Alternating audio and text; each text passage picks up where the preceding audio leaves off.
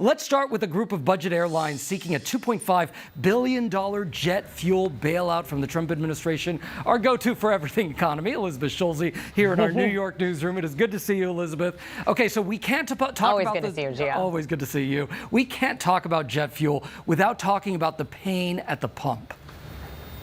Yeah, and look, it's getting even worse, right? When you look at those gas prices, we're now at about $4.26 a gallon on the national average. We've seen a pretty significant increase in gas just in the last couple of days. And as we know, this is all driven by the price of oil, which is now back above $100 a barrel, of course, because of what we've been seeing with Iran. And look at that change in gas prices, Gio. It's been so notable. A week ago, just about $4, and a year ago, $3. Before the Iran war, we were just under $3. So this has been such a big spike in a short amount of time, and it's having these pretty significant ripple effects. 20-cent jump just within the past week is unbelievable. So how can people save on gas right now?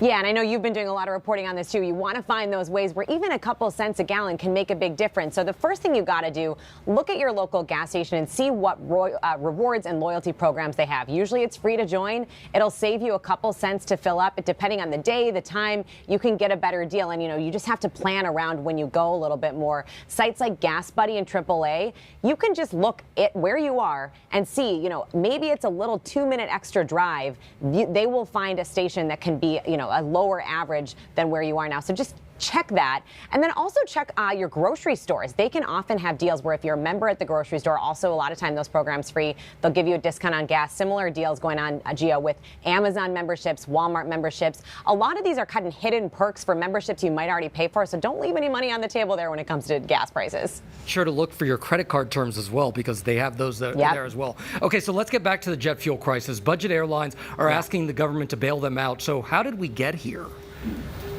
Yeah, and this has been a really tough road for a lot of these budget airlines, especially because they have tighter margins. As you know, they've been really hit hard by the spike in jet fuel costs. So we've seen jet fuel now double since the start of the war. So jet fuel is up a lot more even than gas or diesel, and that is really hitting these airlines, especially some of those that have already been having trouble financially. When you look at a company like Spirit Airlines, where we know they are actually seeking a bailout from the Trump administration now, and we know there's a group of budget carriers that kind of want to get this cash infusion from the administration, they say that they were on a path toward restructuring. They were working to get things better. Their budget, their kind of business model had already been in doubt in a lot of ways, Gio, because we see some of those major airlines launch threats to them with basic tickets that pretty much undermines a lot of what those budget airlines have tried to stand for. And what they're saying is they already kind of were having these issues. The higher jet fuel costs have made those issues a lot worse. And obviously this has a lot to do with the war with Iran.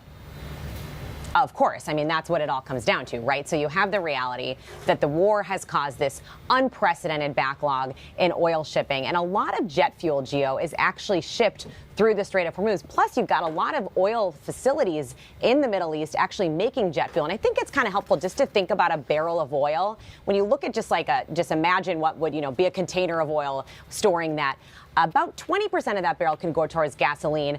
14% would go towards diesel, and a much smaller, about 5%, toward jet fuel. So what that basically tells you is that you need a lot more jet fuel to get what you need to get these planes moving. And when you have this supply shortage like we have right now, that's why you're seeing those prices for jet fuel up even more, because you need even more to make up for what we're lacking. And that's why it's going to take probably some time to see those prices come down anywhere close to where they were before the start of the war. All right, Elizabeth Schulze, thanks for breaking that down for us. We appreciate it. Let's go ahead and bring in travel expert Katy Nastro now from Going.com on the impact that this all could have on your travel plans. Okay, Katy, so what does the jet fuel crisis mean for people and their travel plans?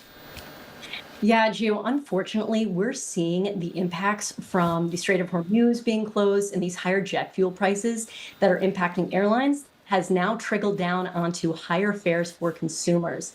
The biggest mistake really that people can make is waiting to book their flights for any immediate travel, but also specifically for summer travel, because historically summer travel is very expensive to begin with, but this year we're seeing these fares stay really sticky and really elevated, and there's no sign that it's going to deflate anytime soon. Yeah, no sign of easing up just yet. So why are smaller carriers compared to the larger ones being hit harder by this crisis? Yeah, Gio, look, these low-cost carriers, they operate on really thin margins, like Elizabeth had explained earlier. And with a higher jet fuel cost, jet fuel is one of the second biggest costs for airlines. And for some of these smaller carriers, if they're forecasting, X to be their cost for the year, and now X goes out the window and it's much higher, those margins get even thinner, and it's really hard for them to compete amongst these bigger carriers with bigger networks, bigger resources. Even the JetBlue CEO has stated that headwinds are going to be across the market for these smaller carriers because they just don't have the big budgets and the big resources that some of these larger carriers do. Yeah, that's what a lot of people don't realize. Okay, so what would a bailout from the Trump administration mean long term for these airlines and most importantly, I think for a lot of us, the customers? Yeah, gosh, we've seen the government step in before during 9/11 as well as COVID, but those were moments when demand was totally bottomed out. They really needed a kickstart to the system. But some of these larger carriers are stating that demand is looking great. OTAs suggesting that it's looking pretty healthy. And so if the demand is pretty high, they can command these higher prices. And unfortunately, for us, the consumer, that means that we are going to continue to pay those higher prices if we are looking to travel.